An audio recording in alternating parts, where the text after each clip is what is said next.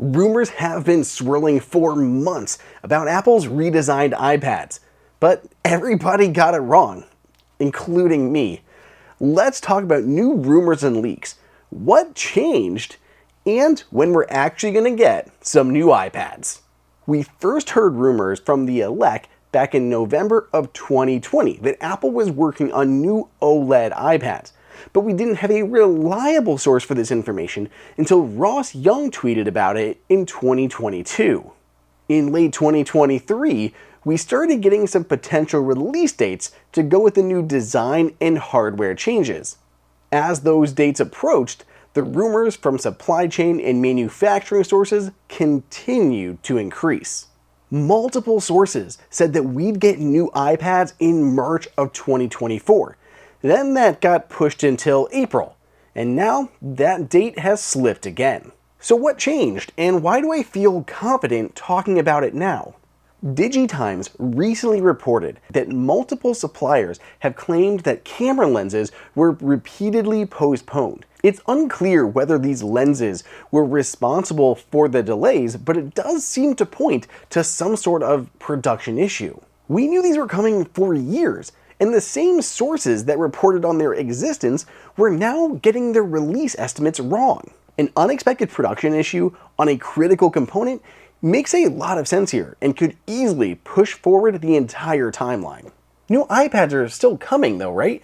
I mean, Apple hasn't updated them since 2022, and there hasn't been a significant redesign since 2018.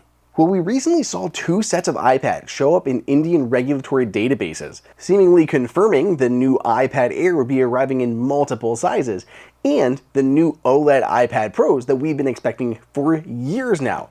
So yes, we are about to get some new iPads.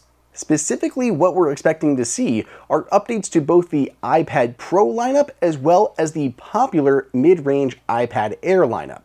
I did a whole dedicated video where I went into much more detail. It's linked here somewhere, but let's go into the high points as follows. iPad Pro will continue to come in both 11-inch and 12.9-inch sizes, but Apple will be bumping it up from the M2 to its latest M3 chipset. The new chip will be housed in a thinner body with narrower bezels around the display. The camera, for the first time on the Pro series, will be relocated to the side, keeping it centered when used in landscape mode. The biggest change, though, will be moving to OLED displays for extremely vibrant colors and inky blacks. Unlike the mini LED that was exclusive to the 12.9-inch model, OLED will be coming to both sizes of the new iPad Pro. The iPad Air will likely transition to the new M2 chip and have a relocated camera. Notably, the new iPad Air will come in two different sizes as well, the 10.9-inch model like we have now, and a new 12.9-inch model. This will make an interesting choice for consumers who always want the bigger display, but don't necessarily need the additional horsepower or the price that comes along with the Pros. I'll be looking closely at this when they release, so be sure you're subscribed to the channel. Apple's also rumored to be developing new accessories to go with the new iPads. Expect to see a new Magic Keyboard with a larger trackpad and an aluminum body, as well as a new Apple Pencil with swappable tips, new gestures, and built-in Find My.